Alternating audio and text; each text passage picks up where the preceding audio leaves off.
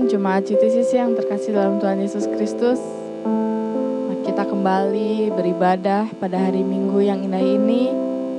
Itu semua karena anugerah Tuhan, amin. Mari saudara, kita mau menyiapkan hati kita mau beribadah, kita mau memuji, menyembah Tuhan. Kita mau bersyukur atas segala yang Tuhan berikan, yang Tuhan sudah pelihara sampai pada hari ini bagi setiap kita. Mari kita persiapkan hati kita berdoa. Bapa Tuhan Yesus Kristus, Allah yang baik, Allah yang hidup. Terima kasih ya Bapa atas penyertaan-Mu sepanjang hidup kami sampai pada hari ini ya Tuhan Yesus. Kami boleh tetap sehat, kami boleh tetap mengikuti ibadah ini dengan baik ya Tuhan Yesus. Sungguh semua karena anugerah-Mu ya Bapa. Dan Bapa di surga, Engkau ampuni kami dari segala dosa kami ya Tuhan Yesus, dari segala kesalahan kami ya Tuhan Yesus, dari kelakuan kami yang tidak berkenan di hadapan-Mu ya Tuhan Yesus. Ampuni kami ya Bapa. Layakan kami untuk masuk ke dalam hadirat-Mu ya Tuhan Yesus. Layakan kami untuk melayani-Mu ya Tuhan Yesus. Layakan kami untuk menyembah dan memuji Engkau ya Bapa. Terima kasih ya Tuhan Yesus. Datanglah Roh Kudus, datanglah menjamah setiap kami. Kami mau panjatkan seluruh doa ini hanya ke dalam tangan-Mu saja yang kudus ya Bapa. Haleluya.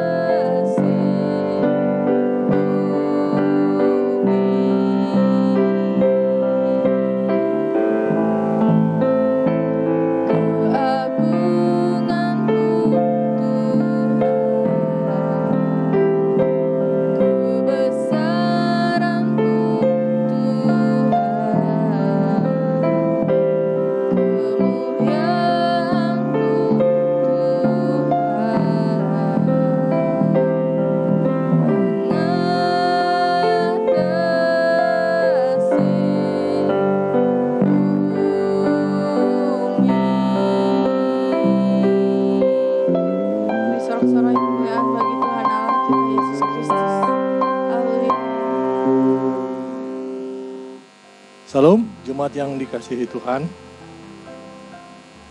Setelah kita memuji dan menyembah Tuhan, tiba saatnya kita akan mendengar firman Tuhan.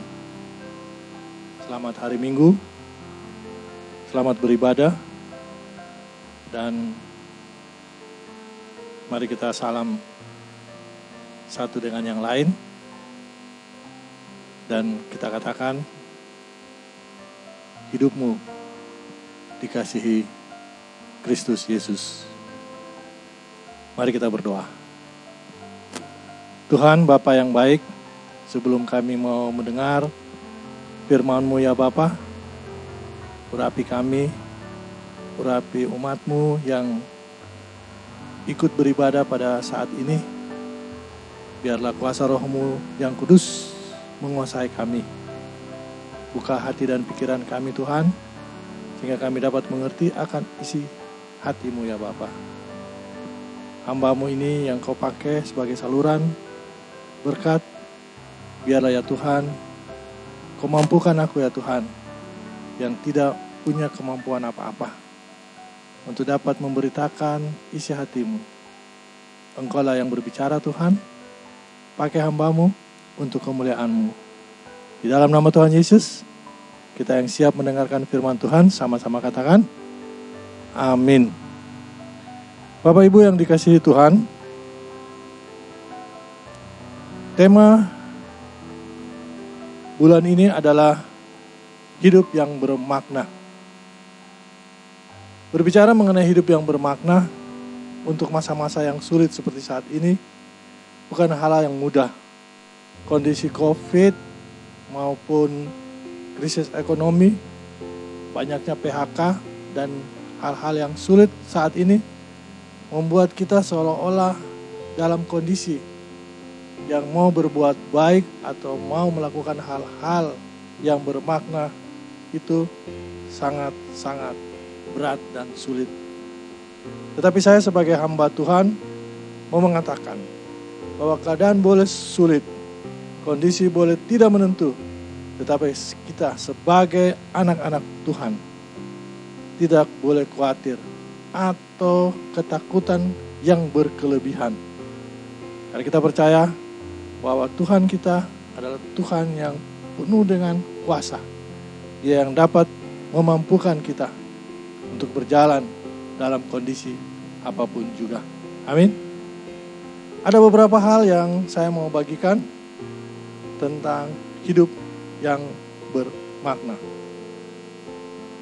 Poin pertama yaitu nilai-nilai Kristus. Mari Bapak Ibu Saudara-saudara yang dikasihi Tuhan, kita buka firman Tuhan di Filipi pasal 3 ayat 7 dan 8.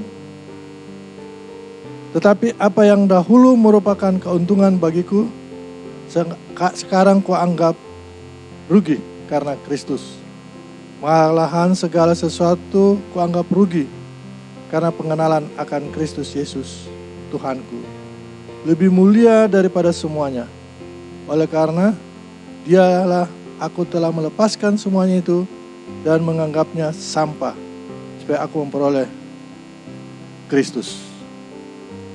Rasul Paulus dalam hal ini mengatakan bahwa tak ada satupun yang bermakna, bukan status, bukan harta, dan bukan kesenangan yang lebih berharga daripada Yesus.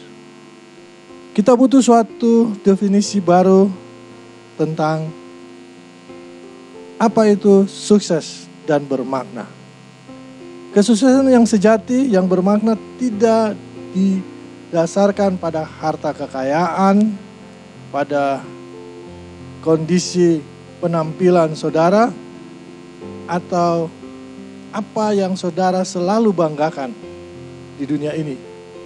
Tetapi hidup yang bermakna, yang sejati adalah berdasarkan firman Tuhan atau nilai-nilai Kristus.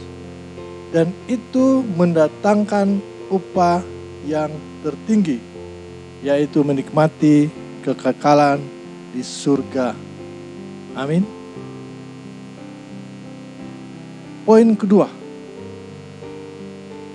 menjadi terang. Kita baca Matius 5 ayat 14 sampai 16.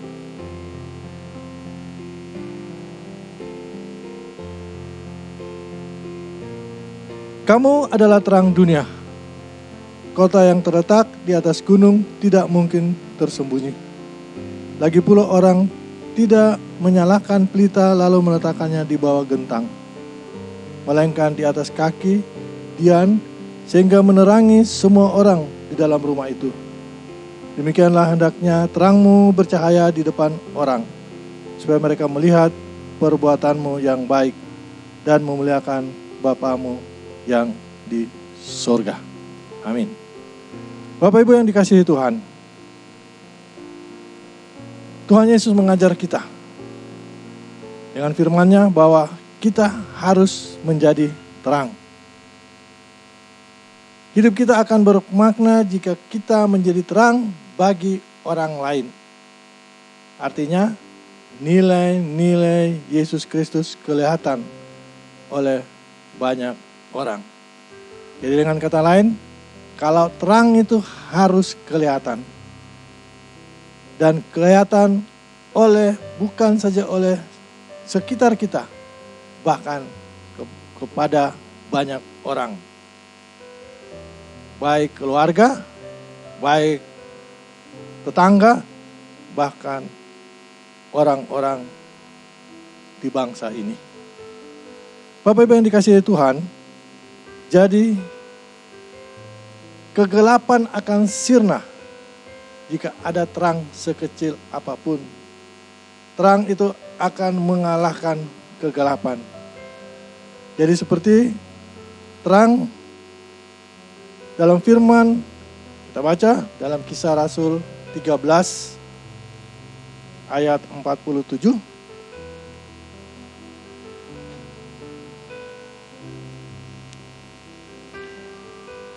Sebab inilah yang diperintahkan kepada kami.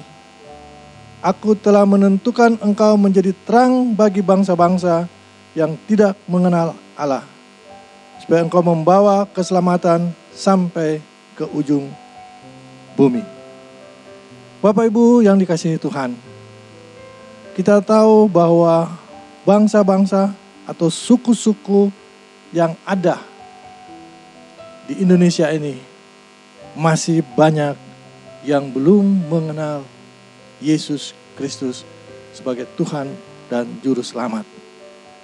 Dan firman Tuhan pada Kisah Rasul 14 ayat 47 ini, Kisah Rasul 13 ayat 47 ini menyatakan, Aku telah menentukan engkau menjadi terang bagi bangsa-bangsa yang tidak mengenal Allah, supaya engkau membawa keselamatan sampai ke ujung bumi. Jadilah terang, jadilah bermakna. Beritakan tentang keselamatan, yaitu dari Yesus Kristus Tuhan sebagai Sang Penyelamat untuk banyak orang memperoleh keselamatannya. Oleh sebab itu, sekali lagi, beritakanlah tentang Yesus Kristus Tuhan. Jadilah terang, jadilah bermakna. Bapak Ibu yang dikasihi Tuhan, itu adalah poin yang kedua. Untuk poin yang ketiga, untuk kita bisa menjadi bermakna bagi keluarga, bagi tetangga, bahkan bagi orang banyak, bahkan bagi bangsa kita ini, adalah menjadi garam dunia. Kita buka Matius 5 ayat 13. Saya bacakan firman Tuhan. Bapak, Ibu, Saudara-saudara yang dikasihi Tuhan yang berada di rumah, yang beribadah bersama-sama, boleh juga membuka Alkitab saudara. Kita baca dari Matius 5 ayat 13. Kamu adalah garam dunia. Jika garam itu menjadi tawar, dengan apakah ia diasingkan? Tidak ada lagi gunanya, selainkan dibuang dan diinjak orang. Berbicara mengenai garam dunia, atau berbicara mengenai garam. Garam ini identik dengan lingkungan sekitar kita yang merasa nyaman dengan adanya kita. Kita tahu semua, terlebih ibu-ibu, garam itu dapat membuat masakan atau hidangan merasa lebih nyaman. Dan kita ketahui bahwa dengan kondisi yang begitu sulit saat ini, kadangkala kita sebagai terutama bapak, juga sebagai ibu, bahkan juga anak-anak, sering membuat kondisi di dalam lingkungan rumah saja tidak nyaman. Kadangkala kita emosi, kadangkala kita marah yang berkelebihan, bahkan juga kadangkala sebagai orang tua atau sebagai bapak, sebagai suami, senantiasa berpikir bagaimana dalam kondisi sesulit ini kita dapat menghidupi atau menjamin kelangsungan kehidupan keluarga kita. Tapi percaya, Tuhan kita adalah Tuhan yang baik. Dia adalah Jehovah Jireh. Dia menyediakan apa yang kita butuhkan. Oleh sebab itu, jadilah garam. Jadilah orang yang ada dalam lingkungan keluarga, dalam lingkungan sekitar kita, bahkan di bangsa ini menjadi orang yang mengakibatkan ada rasa nyaman dalam lingkungan. Karena kita memegang nilai-nilai Kristus. Atau dengan kata lain, kita punya value yang berbeda. Bapak Ibu yang dikasihi Tuhan, mari kita hidup dengan rukun, saling mengasihi, tidak membenci, dan penuh damai sejahtera. Sehingga keberadaan kita selalu dirindukan oleh orang-orang di sekeliling kita. Baik dalam rumah tangga maupun lingkungan rumah kita. Keadaan boleh sulit, kondisi boleh tak menentu, tetapi sukacita dan damai sejahtera selalu ada dalam hidup kita. Sebagai berkat yang Tuhan berikan bagi setiap anak-anaknya yang hari lepas hari, yang baru setiap saat. Oleh sebab itu, marilah kita menjadi garam dunia. Garam yang dapat membuat lingkungan kita merasa nyaman, merasa enak karena keberadaan kita. Amin. Dan poin yang keempat,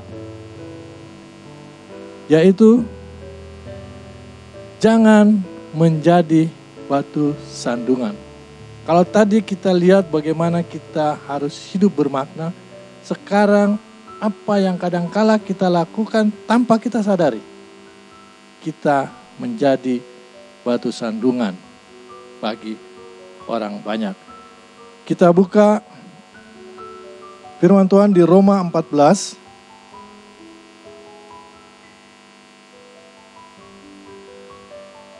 ayat 13 sampai 22.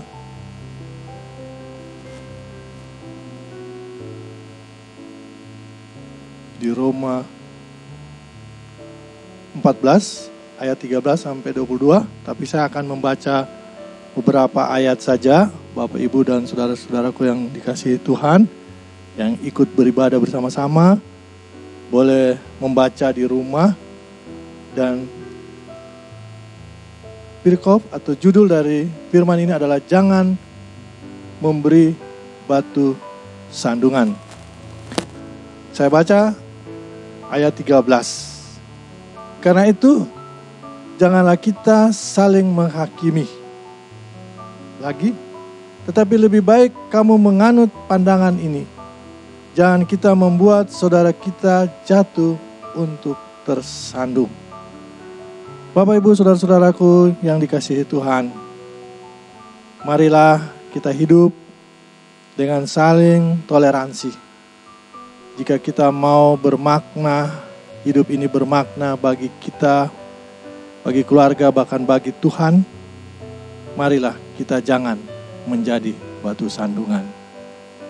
Sering kita tidak sadar apa yang kita lakukan akan membuat orang menjadi marah, orang menjadi kecewa, bahkan orang menjadi tidak beribadah.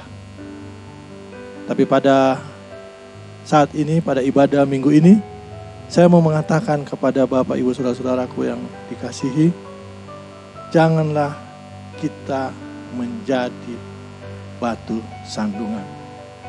Terlebih kalau Bapak Ibu baca akan firman Tuhan ini berkaitan dengan makanan. Sering kita tahu saudara sepupu kita itu tidak makan atau menyatakan haram untuk makanan seperti babi dan lain sebagainya yang kita biasa makan. Tetapi kadangkala kita tanpa sadar kita melakukan hal-hal yang membuat orang menjadi kecewa atau menjadi suatu hambatan bagi dia karena perbuatan-perbuatan kita yang kadangkala terlalu ekstrim dan menganggap orang lain itu tidak ada.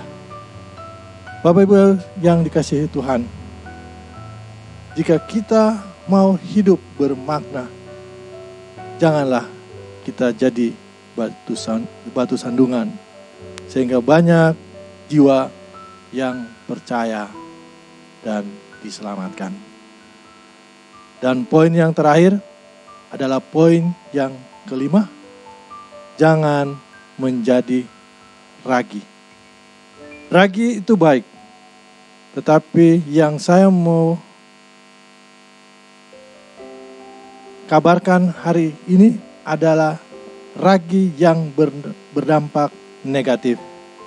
Mari kita baca Matius 16 ayat 6.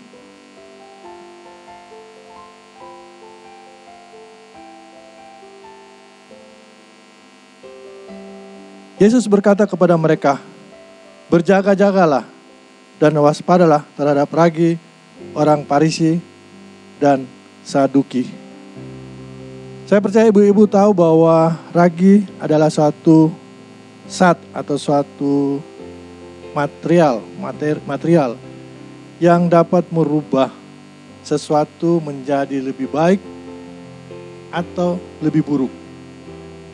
Dan kita ketahui bahwa ragi biasanya digunakan untuk membuat roti, sehingga roti itu makin bagus dan makin nyaman.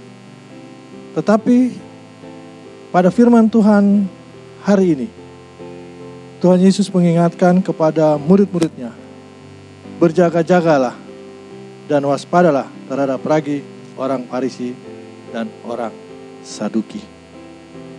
Apa arti ragi orang Farisi dan orang Saduki? Mari kita baca di ayat 4, Matius 16 ayat 4. Angkatan yang jahat dan tidak setia ini menuntut suatu tanda, tetapi kepada mereka tidak akan diberikan tanda selain tanda Nabi Yunus. Lalu Yesus meninggalkan mereka dan pergi. Jadi kita ketahui bahwa orang Farisi dan Saduki itu dinyatakan oleh Tuhan sebagai yang jahat dan tidak setia. Kalau Bapak Ibu Saudara-saudaraku yang dikasihi Tuhan sebagai anak-anak Tuhan, supaya kita tetap dan jadi bermakna, maka kita harus berjaga-jaga terhadap ragi orang Israel, Farisi maupun ragi orang Saduki. Karena kita harus tahu, dalam kondisi yang sulit seperti saat ini, kejahatan atau niat jahat kadangkala dipakai oleh iblis untuk menggoda kita, untuk merusak kita, untuk membinasakan kita. Bahkan sering kita tidak setia terhadap hal-hal yang kecil, terhadap hal-hal yang benar, terhadap hal-hal yang jujur, karena kondisi begitu menghimpit kita, keadaan begitu sulit. Tetapi dari mimbar ini, saya sebagai hamba Tuhan mau katakan kepada saudara-saudara semua, apapun yang saudara alami, ingatlah pesan Yesus, berjaga-jagalah terhadap ragi orang Farisi dan Saduki, terhadap kejahatan dan kesetiaan, supaya kita tidak jatuh dan kita tetap bermakna di hadapan Tuhan. Dan akhirnya saya mau tutup dan saya mau katakan bahwa dengan nilai-nilai Kristus Yesus Tuhan yang ada pada kehidupan saudara dan saya, maka menjadi terang, menjadi garam dunia, serta tidak menjadi batu sandungan dan berjaga-jaga dengan ragi orang Yahudi dan Saduki, maka hidup saudara dan saya bermakna bagi orang banyak dan bermakna di hadapan Tuhan. Amin. Tuhan Yesus memberkati. Mari kita berdoa. Bapa, terima kasih hamba-Mu sudah memberitakan firman-Mu Tuhan, isi hatimu. Biarlah Roh Kudus yang mensempurnakan semua Tuhan, sehingga kami dapat hidup bermakna bagi lingkungan keluarga kami, bagi lingkungan sekitar kami, bahkan bagi bangsa kami Tuhan. Kami percaya ya Bapa, Engkau akan memberi kekuatan kepada kami, memberi kemampuan kepada kami, sehingga kami senantiasa melakukan nilai-nilai Kristus, hidup dengan kasih, hidup dengan mengampuni, hidup dengan rendah hati. Sehingga ya Bapa, nama-Mu dipermuliakan. Dan kami percaya, jika nama-Mu dipermuliakan, berkat-berkat Bapa akan tercurah bagi umat-Mu, Jemaat Gereja GTCC Bandung. Terima kasih ya Bapa, sempurnakan doa hamba-Mu pada hari ini, dan aku serahkan semuanya ke dalam tangan-Mu, dan aku percaya Engkaulah Bapa yang baik. Di dalam nama Tuhan Yesus, kita yang sudah mendengarkan firman dan berdoa, sama-sama katakan, amin. Ku kagum hormat akan Engkau, ku kagum hormat akan Engkau, Kau Allah yang layak dipuji. Ku kagum akan Engkau, ku kagum hormat akan Engkau, ku kagum hormat akan Engkau,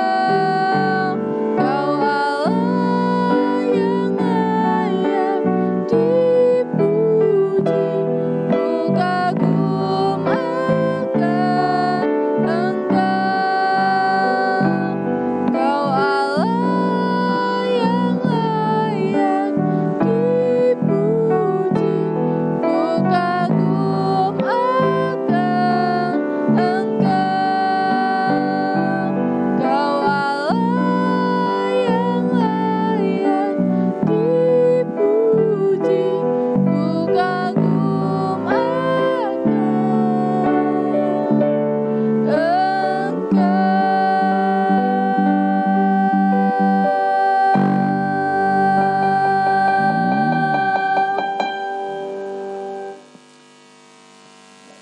Segala puji, syukur, hormat, kemuliaan bagi nama Engkau ya Tuhan.